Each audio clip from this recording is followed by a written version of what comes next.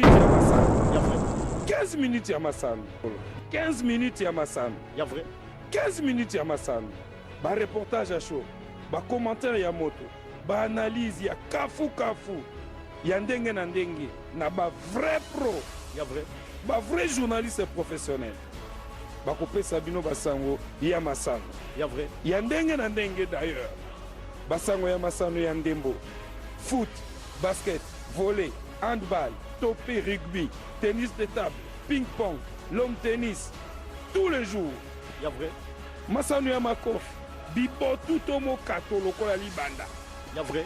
Boxe, karaté, judo, taekwondo, sokando shosho, jiu-jitsu, sena. Balandi ya 15 minutes ya masano tozana esengo koyeba bino so ebelo liboso ba itando ikena bino pona kolanda masolo ya masano na nzela ya 15 minutes ya masano bongo tokolobela bino Jean-Florent Ibenge azali lisusu sélectionneur ya équipe nationale ya Léopard te uta mokolo mwalelo ya mercredi 7 août 2019 auta kotika bongo équipe nationale.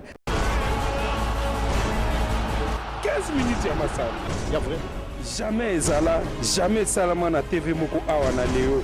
Tofongoli bongo 15 minutes 900 mokolo mwalelo mercredi 7 août 2019 na maematali d'émission ya sélectionneur ya équipe nationale Léopard Jean-Florent Ibenge Ikwange uta tongo ya lelo ya mercredi 7 août 2019 awa na siège ya FECOFA ndenge bakutana kibongo na président Constant Omari pe kaka mokolo mwalelo sima ya koyamba les sélectionneurs ya équipe nationale toujours na siège à Fédération Congolaise ya Football Association, président Constant Omari Selemani akobaki na koyamba bobele na cabinet na ye directeur technique national Christian Sienge Biembe pe na sima na yango président Alina Foot Michel Bosco Mweu Kofela tolanda na élément oyo. Rentré la veille au pays, mercredi 6 août 2019, le président de la FECOFA, M. Constant Omari Selemani, a accordé une série d'audiences marathon ce mercredi 7 août 2019 dans son cabinet de travail au siège de la Fédération Congolaise de Football Association. D'abord, dans la matinée, les techniciens fédéraux, en l'occurrence le sélectionneur principal de l'équipe nationale les Léopards, Jean-Florent Ibenge Ikwange, puis le directeur technique national, Christian Tsengi Biembe, ont échangé avec les patrons du football congolais. Ensuite, dans l'après-midi, il a été fait un tour d'horizon sur la situation générale de notre football d'élite, mieux de l'état de santé de la D1, le championnat national qu'organise pour le compte de la Fédération. Le président Michel Bosco Mweu Kofela et un membre de la commission de gestion, maître Innocent Kibundulu Kazadi, assumant présentement l'intérim du secrétaire national adjoint de la Lina Foot.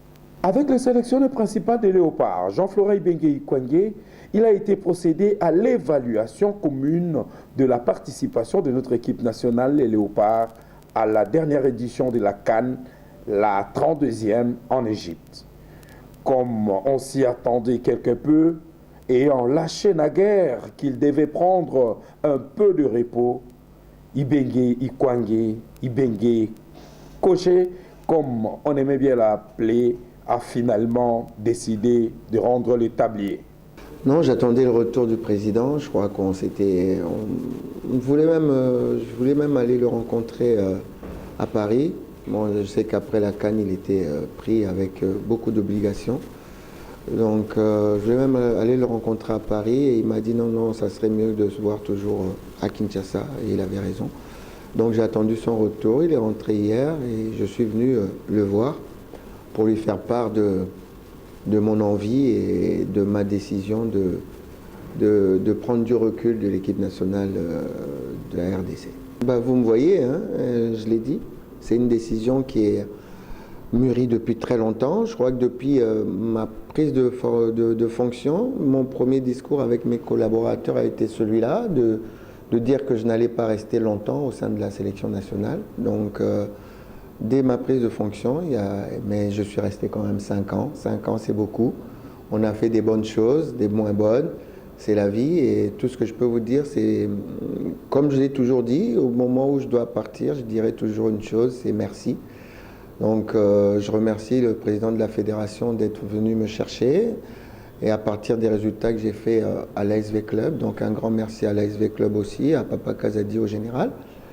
Un grand merci à ce public qui m'a soutenu du début jusqu'à la fin, jusque maintenant. Et voilà, comme j'ai dit, j'ai beaucoup reçu, j'ai beaucoup donné, beaucoup reçu. Et c'est le moment vraiment de dire merci aux joueurs que j'ai eus, tous les joueurs que j'ai eus sous ma coupe, tous mes collaborateurs, que ce soit technique et médical et tous les autres, et tous les membres qui ont été là pour moi. Et voilà, donc la RDC continue et elle restera toujours dans mon cœur. Maintenant, on a discuté de choses et d'autres, et éventuellement de prendre d'autres fonctions au sein de la fédération, mais bon, on en parlera un peu plus tard, mais c'est ce que je voulais voir le président pour ça. Donc voilà, c'est fait. Un grand merci à tous et puis à très bientôt. Et la RDC est toujours en avant. Là, je viens de voir le président de la fédération de football et je quitte effectivement l'équipe nationale du Congo. Je n'ai pas encore vu le président de l'ASV Club. Pour l'instant, vous m'avez vu à l'entraînement de l'ASV Club. Donc pour l'instant, je suis toujours dans l'ASV Club. Donc voilà. Merci. Le nouveau directeur technique national, Christian Tsengibiembe, quant à lui, a informé le président de la FECOFA, Constant Maï Sélémani, de ses nombreux contacts avec les techniciens du football congolais à la base, auprès de qui il a collecté nombre d'informations soutenant du reste la série des réformes qu'il compte apporter à la direction technique nationale de la FECOFA. C'est simplement une entrevue depuis que je suis directeur technique. On n'a eu que deux réunions, une au Caire et une ici, donc, et celle-ci. Donc c'est pour évaluer pour mes besoins, comment est-ce que je projette ma direction technique, comment est-ce que je compte l'organiser. C'était un peu ça. Donc il n'y a rien de plus que ça. On évalue quelqu'un à bout d'une année. Hein. Donc c'est pas une évaluation, c'est pas une évaluation comme on va à l'école. On est entre adultes, ici c'est des professionnels. Donc ici on n'évalue pas, donc c'est surtout un état de besoin, disons une projection. Voilà, quant à l'avenir, voilà, comment est-ce que je compte organiser ma direction technique et les équipes nationales. Il n'y a rien à dire. Je l'applaudis parce qu'il a fait d'excellents résultats. Donc voilà, j'ai rien à dire. C'est un frère, donc on aura certainement à se croiser ou à se parler plus tard. Donc il est dans le monde du football, il restera un grand, donc c'est pas une fin, hein, c'est peut-être une continuité. Donc voilà, donc j'ai rien à dire, Et puis voilà, par rapport à lui, j'ai absolument rien à dire. La seule chose que j'ai à dire, c'est j'espère que son prédécesseur aura à faire le même chemin. Merci. Enfin, avec la commission de gestion de la Linafoot, Constant Omari Sélémani s'est satisfait des grandes avancées constatées dans l'organisation de ce championnat d'élite dont le coup d'envoi du prochain marathon sera donné le 16 août prochain. Tolobela P, 7e édition, il y a Tour cycliste international. Le mercredi 7 août 2019, Ezala qui lancé 4e étape, il y a Tour cycliste international. Oekomi, na trajet, il y a Likasi, Lubumbashi, long, il y a 120 km. De part, Epesamaki, na mairie, il y a Likasi, et pas, il y a gouverneur Yao Katanga, Jacques Kiaboula, Katwa, P, na présence, il y a ministre des Sports, Aïe, Jean-Pierre Lisanga Bonganga. Arrivé ezalaki na grand place ya poste ya Lubumbashi. Camerounais la astuce Jodende a gagné qui 4e étape Oyo. Pour rappel, lobby 3e étape Oyo, ba coureur bakimaki na distance ya 180 km na trajet à Kolwezi Likasi. Burkinabé Mathias Sorgo nde alongaki pe congolais Jimmy Moyindo a komaki na 4e position. Pour la 5e étape, ekoza na grand bandundu entre Bachongo na Kenge. Na distance, il y a 180 km. 15 minutes ya masala. Ya vrai. Jamais ezala, jamais salama na TV moko awa na leo. Tolobela pe box kuna na entente kine est ba préparation ezo salema déjà pambate na yango président ya entente Roger Obanso Bayebi na kombo ya États-Unis akutanaki na ba coach pona kosolola na tina ya likambo yango tolanda bongo na bilili ya Cindy Mambu. mokolo ya lelo nabengisaki baentraîneur mpe nabengisaki baboxer baya tomeka kotalisa bango susi ya boxe na biso ya kin est tomoni somake no neti boxe elali boxe vraiment na kisasa boxe elali nango yango wana ngai mo naza mokonzi na lamusaka boxe na kisasa nazwi décision nazwi mokano telemi na bandina na ndako na ngai mpona telemisa nano boxe mpona ke nango tiki sasa mobimba ndenge nasala na ngai ezalaki yango wana mpona mokali wana vraiment monsieur le journaliste otombe bien tomoni ntango ezali pumo ya boxe sasa mpe ya RDC baboxer ya qualité ya malamu bazalaka na ntango mais eloko mpe sikoyo eza découragé baboxer mpe oyo edécouragé baboxer boxer abandi na championnat ya tante ake na championnat provincial aleki ake na champion du Congo akomi kuna abimi champion toyebaka na kala ke soki boxer abimi champion du Congo d'office ye moto akozala na équipe nationale ndenge toyebelaka na kala mais ekomi lelo ekomi sikoyo likambo batese lisusu boxer abimi champion yo oza entraîner na kati équipe nationale ntango compétition ezebundama du Congo bino baentraîner équipe nationale boza wana mpona kotalaki mwana oyo abundi abimi champion mais aza na mwa bafai wana yo oza entraîner oyebi eloko nini okopesa ye mpo ocouvrir bafai wana tala ngai naza entraîner naza président omoni baexhibition nasalia omoni baleson nazopesa awa nakoyebaki mwana oyo abundi ne me lokwa ye na équipe nationale nga mo fona remonte mpo naza entraîner na équipe nationale mais etika lisusu bongo te yango moni boxer akomi na coupe du Congo abundi esili fale akende azala na équipe ya fédération aza te ekomi so bapesa esu teste ti omona bakati ye yango découragement total na baboxer ya ntango eloko wana nde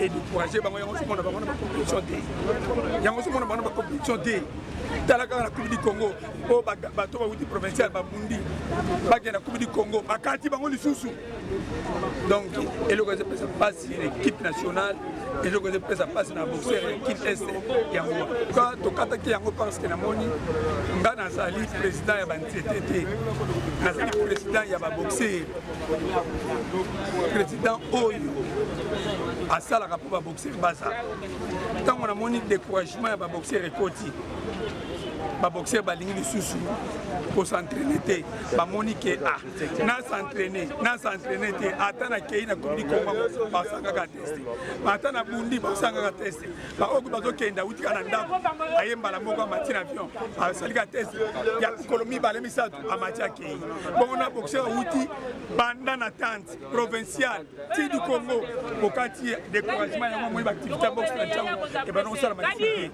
c'est ça likanisi moko yelinga ya koloba na bino ke omoni toza na badirigeant na badirigeant oyo balingaka boxe mais bagrand dirigeant balingaka boxe makasi bazalaka na ntango tel que moi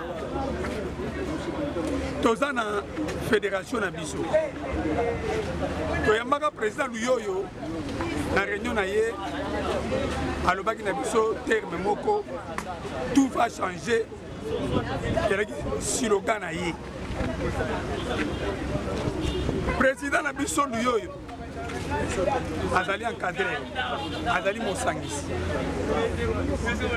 kasi eloko ezoboma biso eza nini nsingasinga na ye fale bazala lokola ye ndenge azali mosangisi encadré mais nsingasinga na ye bazokabola songisongi eza makasi kokosa makambo eleki mingi na ndenge tomonelaka président luyoyo eloko ne ezangi po ayamba biso eloko ezangi te mais tomonaka totindi mesa tokoma mikanda mais bazorépondre biso te ozomona ke eloko ezopesa su découragement makasi tosali championnat awa président koma te vice président koma te bachampionnat nyonso tosali awa oyo eleki na mbula elekaki wana président ya fédération na biso akomi te vice président bavice président akomi te secrétaire akomi te donc dirigeant moko ya fédération akomi te en tout cas merci mingi turo nazwi mokano lokola eloko yango biso tolinga yango tobandango kala soki otali balakisano na bilili tala ndenge na opesa leson tala ndenge nazobunda eza eloko ya makila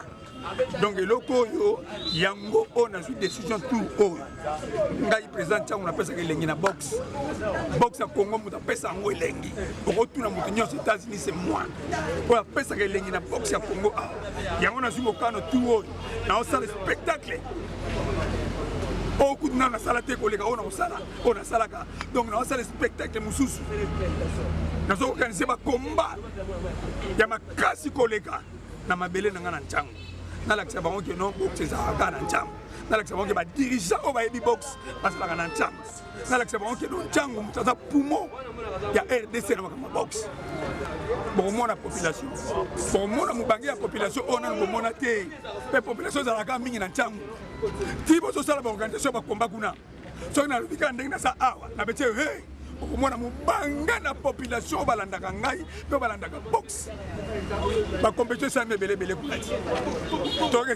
tozokende okota okomonaka baboxer na baboxer kaka omona baboxer na baboxer population aza te population ayaka bakomba bautaka bango nyonso na ntango population oyo elandaka bakomba bautaka na ntango soki kaka nde natelemika neti lelo boye komba bokomona ngo na otya bango nyonso bakoya mpe bomona basalwa nyonso ezala plein tosukisi bongo 15 minutes na biso ya solo soki bobaki na kosepela na édition ya poko ya lelo bopesa mingi merci na équipe rédactionnelle mobimba oyo bayebaki na kobongisela bino mai bouti kolanda na nzela baetando ike na bino ezalaki bonga wa bino kelimbo kanga bayeba na kopresente bino édition ya pokwa ya lelo bongo totombeli bino botikala malamu boboto okati ya mabota mabino bye.